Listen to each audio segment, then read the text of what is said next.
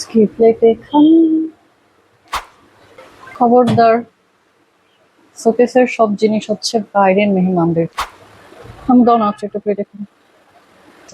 তোমাদের খাবার জন্য রান্নাঘরে স্টিলের থালবাটি আছে, ওগুলোতে যায় খাও, একটা জিনিসে হাত দেওয়া যাবে না। যাও। কি হয়েছে, তুমি এখানে কি করতেছো, কি নিবা?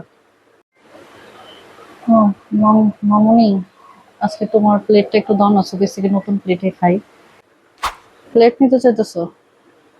হ্যাঁ, এটা তো মেহমানদের জন্য রাখছি, মেহমানরা যদিও আসে না, মেয়েটারে যেই অ্যাটলিস্ট কাজে লাগবে সেটা নিয়ে ফেসবুকে দিবে, ইনস্টাগ্রামে দিবে।